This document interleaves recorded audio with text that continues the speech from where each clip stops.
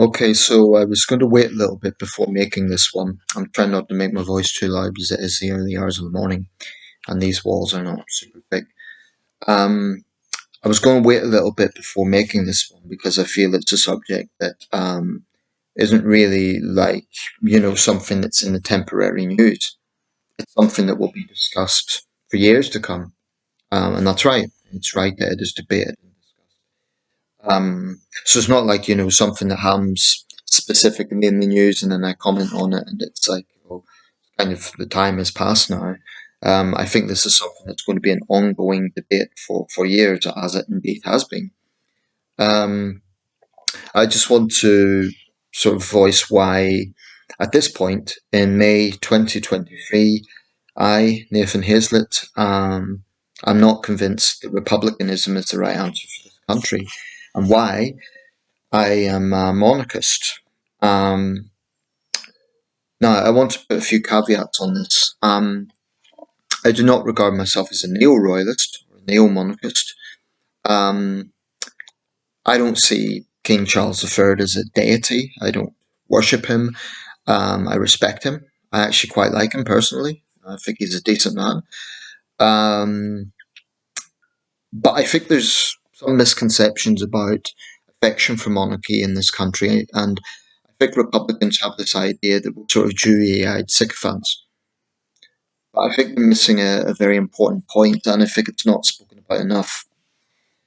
There's lots of questions about royal finances and an unelected head of state, and all those sort of things, which are important questions, important areas of debate. But one thing that is really, really, I think, overlooked in all of this is a cultural aspect and an aspect of continuity.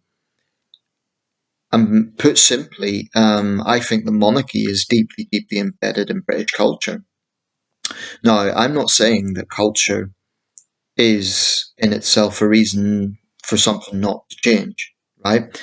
Sometimes culture is regressive and it should change. I mean, there's many examples of that. For example, if culture directly contradicts human rights or animal welfare, then I would certainly be open for changing it. There's many cultural traits around the world and indeed in this country in the past that I think absolutely have no place in the modern world. To use this country as an example, fox hunting was outlawed in 2000 and forget the year now, but under the Blair government, 2005 I think it was. That was controversial. Hunt supporters, conservatives claimed it was an attack on their liberty and so on, which is a rather bizarre argument considering the fox has no choice. And they've tried to reframe that as about pest control. It's a false narrative they're spinning. But that was something that was supported by the majority. Obviously, there was an urban-rural divide, but even in the countryside, many people were against that. So, for what it was, a cruel blood sport. Um, so that would be an example of a cultural thing that we've got rid of. For centuries, it was part of British culture, part of Britain's rural culture, but it was a cruel blood sport, and it's right that we saw the end of it. Now, with monarchy, it's even older. Um, I could say that I just can't see this country as a republican. That's true, I can't. But I accept that that in itself is not an argument. It's not, just not being able to see something isn't an argument. But I've listened to Graham Smith, the head of Republic, and other outspoken Republicans in this country, and I'm just not convinced because with Republicans, it tends to be it's either outright vitriol, it's basically enough of these royal parasites, and it seems to just be.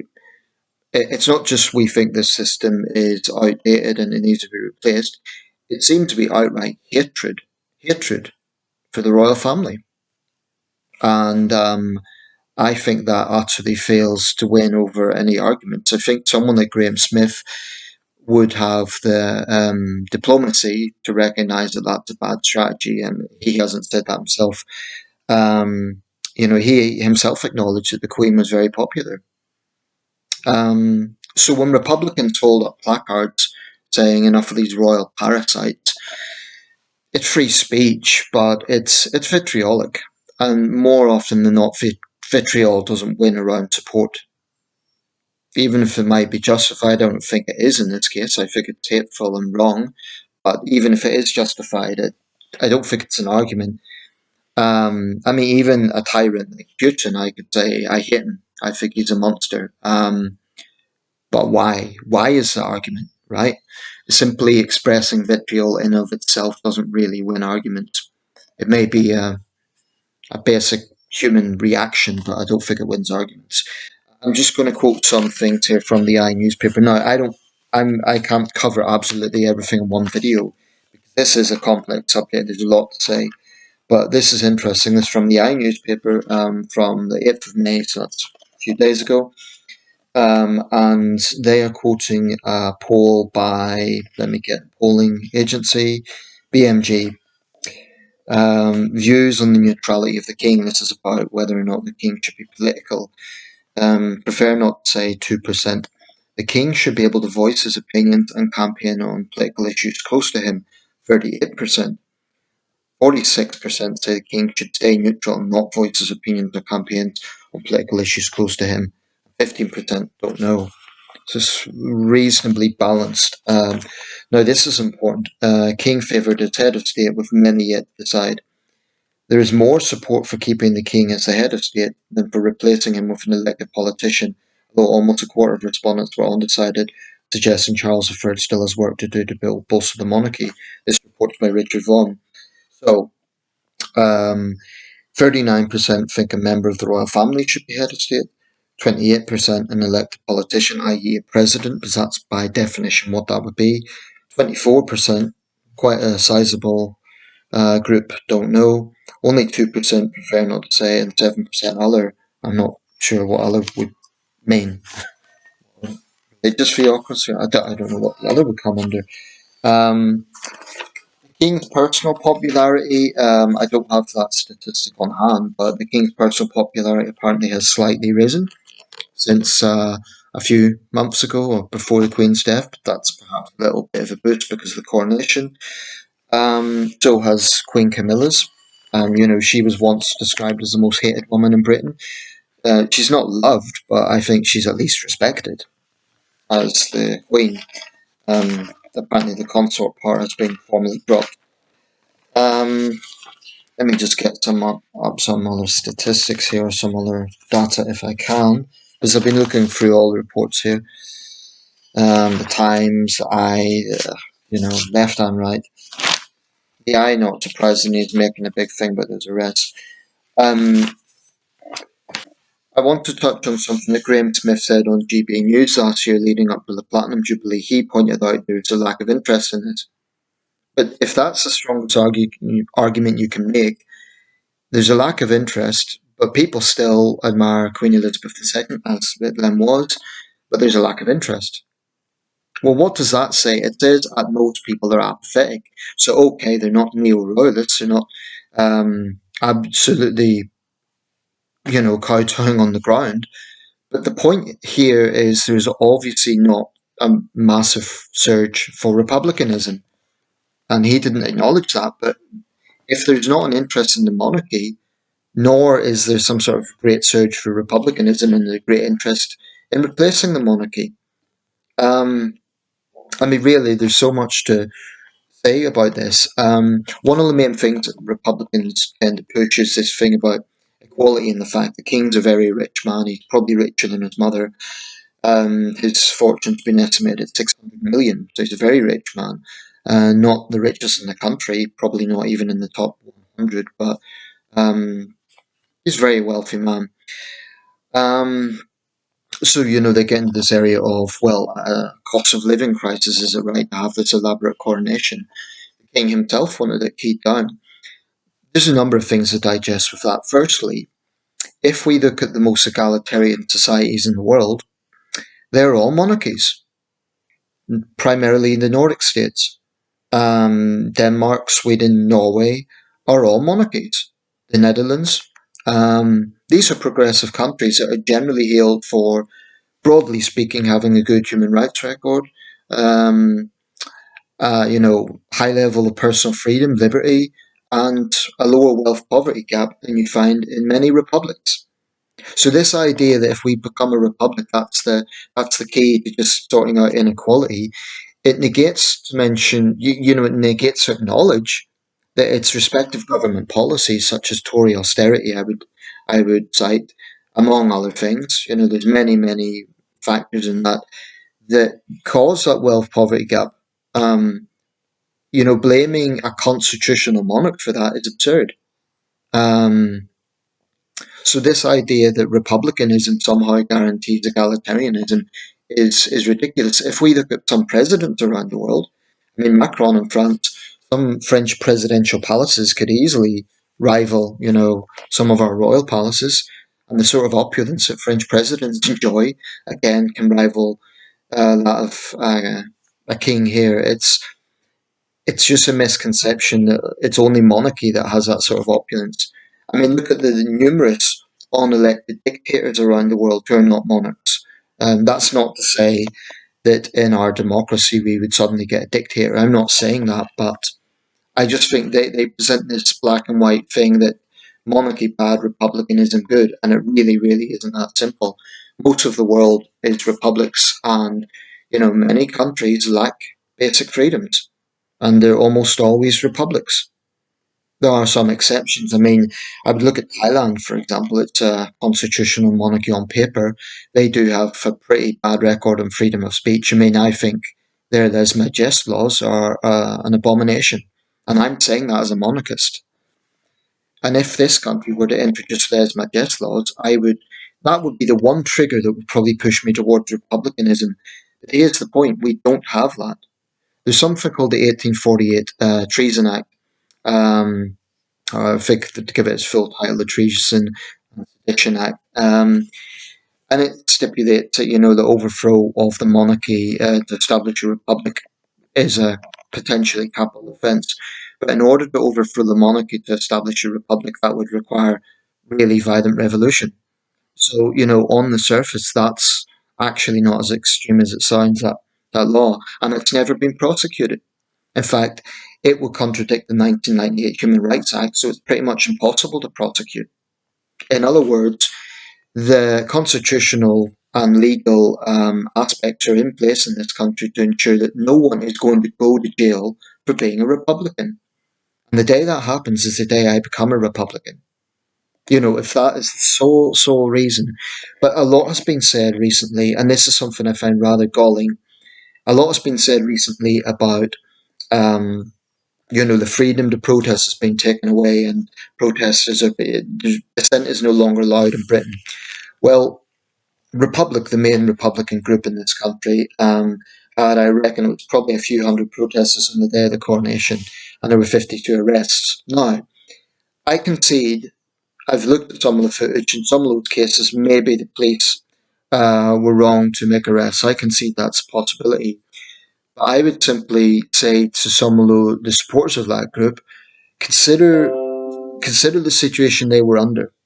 This was the biggest security operation ever, and they had got information from the likes of Just Stop Oil, who, unlike Republic, did not, make their plans transparent. That there was going to be mass disruption. Now, was it wrong to maybe conflagrate Republicans with eco-activists? Perhaps. And I understand that Graham Smith himself, he had some um, device for holding his placard that was, he said, was a lock-on device. How police interpret these things is very, very important. I understand he's received a personal apology, and of course, he's using this as a call to arms to say that democracy's gone. He was held in custody for 16 hours. Um, I think the police need to be very careful about this stuff because, I mean, 16 hours is a long time, and I'm not stupid. I get the perception here that, how that looks. Well, this guy's a Republican and he's being arrested apparently for peaceful protest. But I would say that people need to acknowledge the situation the police were under. Now, if you say that you're going to go to an event and be loud and vocal, um, and the police have also got information that there are protesters threatening to disrupt it with setting off rape alarms and so on. The police have to be really, really assertive. Now, common sense should absolutely come into it, but I wouldn't frankly be surprised if they would just stop oil protesters masquerading as Republicans. In fact, there was, because they opened up their t-shirt and that's what's said. But I can see that there probably were a few cases where people were arrested and they probably shouldn't have been arrested. Okay, it's right that there's a debate about that. It's right that there's some concern about that. But I've made my views on the public order bill very clear. I think it's been forced into legislation by the actions of extremists. So what I would say to Republicans who are unhappy about this, blame the eco-extremists. Don't blame royalists.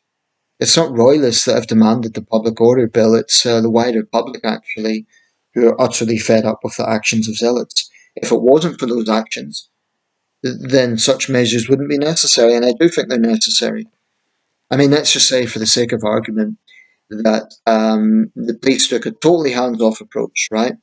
And okay, there was peaceful protest, but let's say that some of the more radical elements, and there were absolutely more radical elements there, like the guy that threw eggs at the king and actually was whining about being arrested. I mean, what the hell did he expect?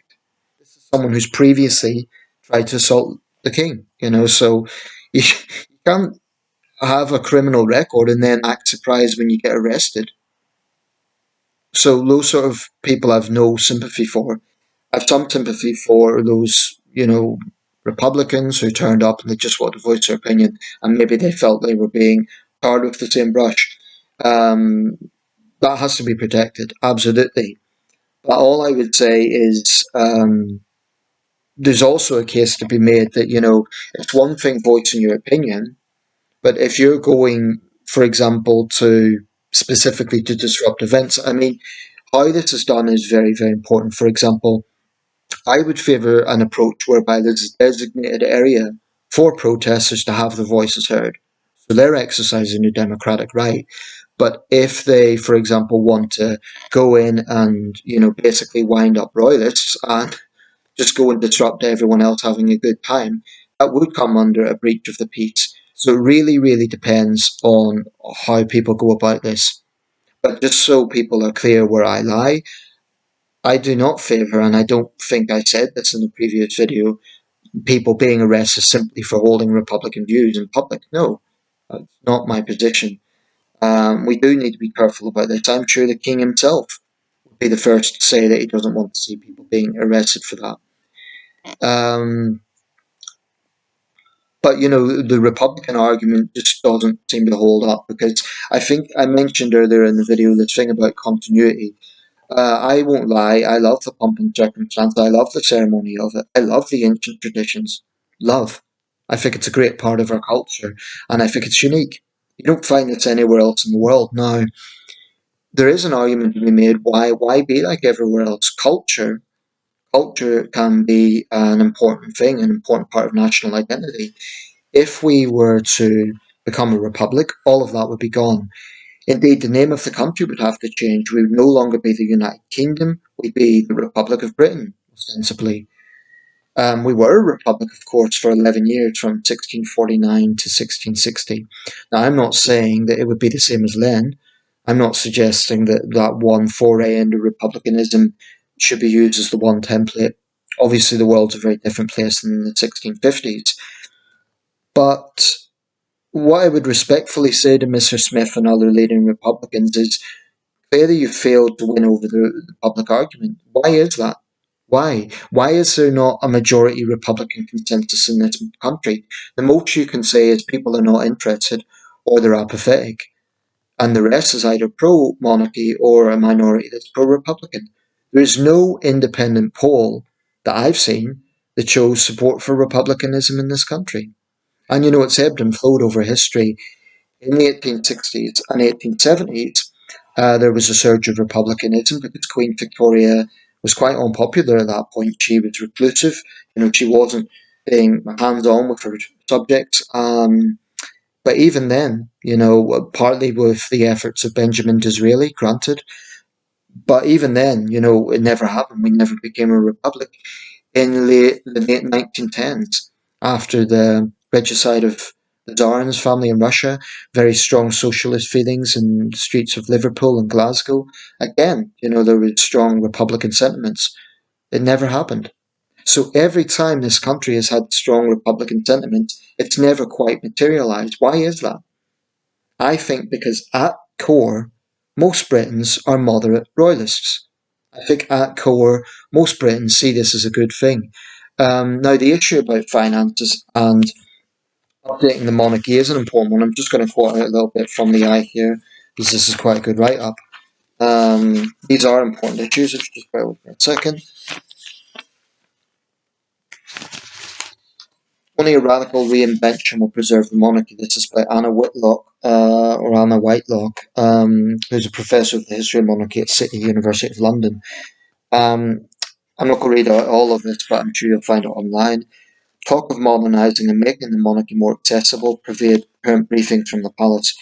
It is compelling rhetoric for supporters of this age-old institution, but ultimately an ambition doomed to fail, if not in King Charles's lifetime, then almost certainly before the century is out.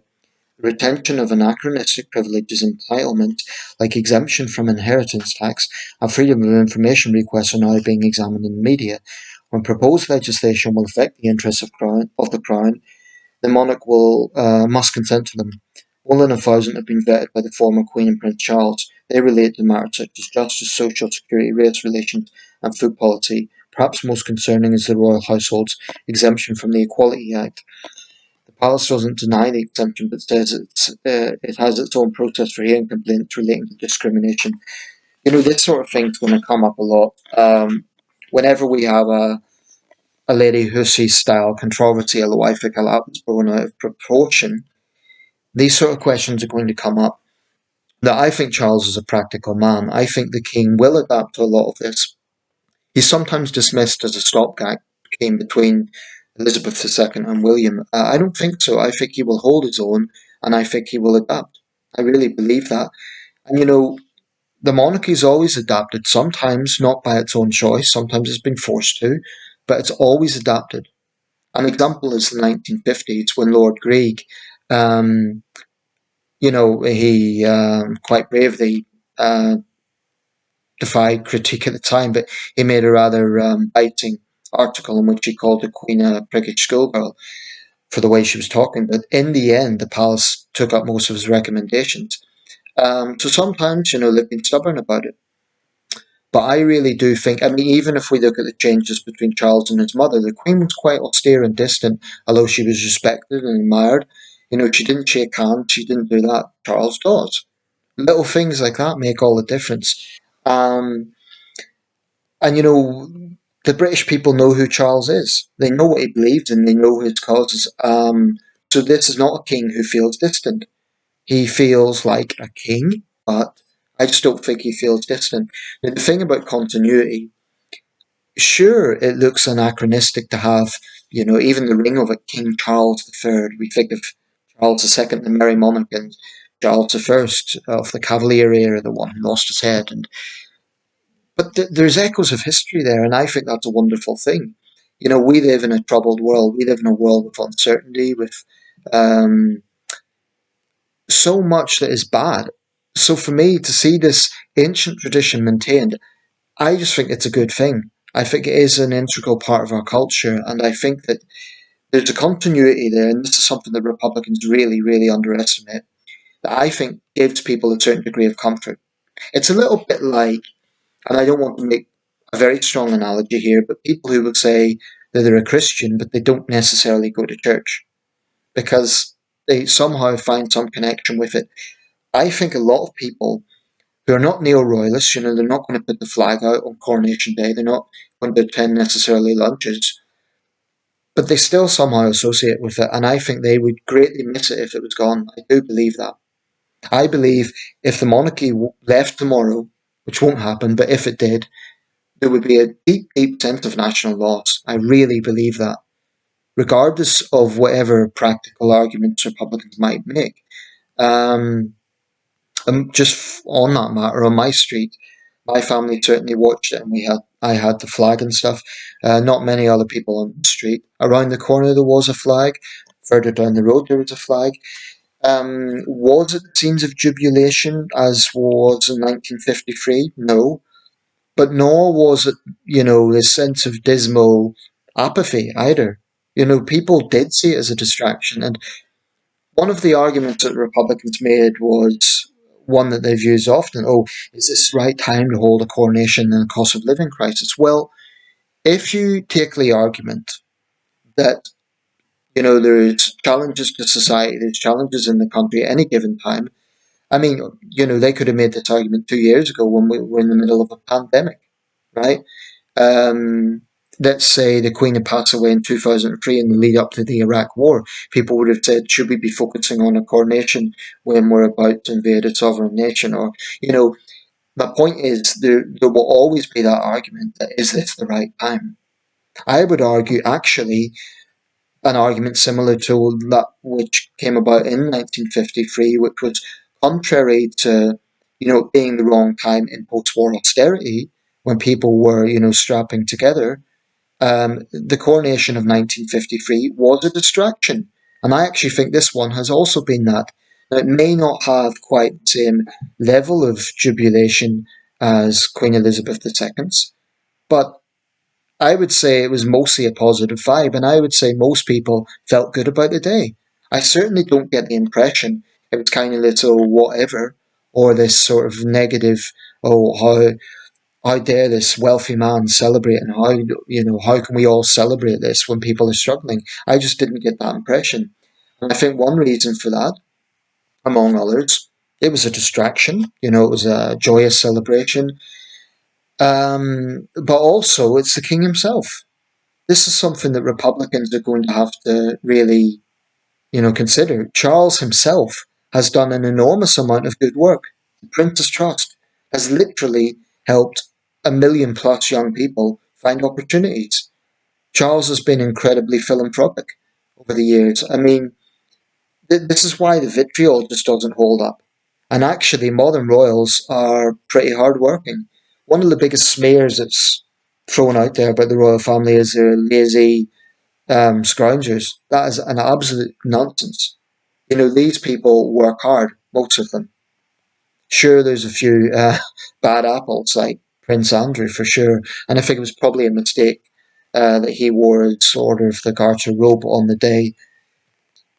But, ultimately, they're also a family. You're going to have difficulties in a family. And there'll be all the tabloid fodder about Harry and Meghan and all of that. But even that hasn't dented the monarchy's support. It's 63% in one poll for retaining the monarchy. And even if you argue that's less than the 70+% during some points in the Queen's reign, the point is it's still majority. There is just no appetite in this country for a big radical Republican shift. There just isn't. Now, I'm not complacent. This could happen in the coming years if there's some huge, say, public finances scandal, if there's a major race controversy, something like that, then maybe the tide will shift. I do think there will be areas the monarchy will have to modernise. Let me give an example. Let's say when they come of age, Prince George or Princess Charlotte falls in love with an ethnic minority commoner. Right, let's just say for the sake of argument, Prince George starts dating a black girl or an Asian girl. Now, I think the monarchy would have to handle that very diplomatically and basically welcome it. So they couldn't say, oh, we can't have that. Although I have to say that actress the other day who said that it's an all-white balcony, I share those who think that was an outrageous statement. Of course it's an all-white balcony. It's a white family. The day was incredibly inclusive. So this idea, it shouldn't be a white family, it shouldn't be white. It's ridiculous. But I'm just putting it out there. In the future, um, if Prince George or Princess Charlotte had an ethnic minority partner, I think they should be welcomed in the royal family. It's those sort of things that I think they need to show that they're really modern. But I'm actually confident that they will. I believe Charles will be fine with that. That's my gut feeling. I'd be surprised if he wasn't. I'm going to conclude with this thought. I get the core of Republican arguments that we basically have an unelected head of state, but that's an unelected head of state who has limited political power anyway. I mean, there's other examples around the world where presidents aren't directly elected by the people. They're a nominal head of state and they've limited political power. It's the same principle. And if we look at republics where the president has the executive power both as head of state and as head of government, like the United States, the partisan feelings are far, far deeper, I would argue, than they are in the UK. I mean, I would say that the feelings between the Democrats and Republicans right now are far more bitter than anything between Labour and the Tories. It's bad enough between Labour and the Tories, but I don't think it's bitter to the same extent. And that's what you get from an elected head of state who is the head of state and the head of government, as Biden is, or as Trump is, or as any of their predecessors were. Um, I'll wrap this up, but I just have not seen a convincing argument other than the main points I've seen from Republicans is, well, the royal family are scum and they represent colonialism and the parasites. None of those are really convincing arguments to me because none of them really hold up. Um, the other one is an unelected head of state who's very privileged. Well, actually, royal finances have changed. I would urge people to read Andrew Marr's The Diamond Queen. He has a very good section on this. There has been tax actually since 1992. It's a complex business, so I'm not going to get into the finer details of that. But there is a lot of things said about the royal family that simply doesn't hold up. For example, they're lazy and they do no work. That's simply not true. Um, but for me, I won't lie that my major motivation in supporting the royal family is really a cultural one. I think that continuity is a very, very precious thing in a very uncertain world, a world with lots of problems. I just like the idea of maintaining ancient ceremony. I know that's maybe not a very strong argument, but um, that's a personal thing. I just would be really, really sad to see that go. Um, anyway, there is so much to say around the subject, but that's my broad feelings at this point. Thanks for watching.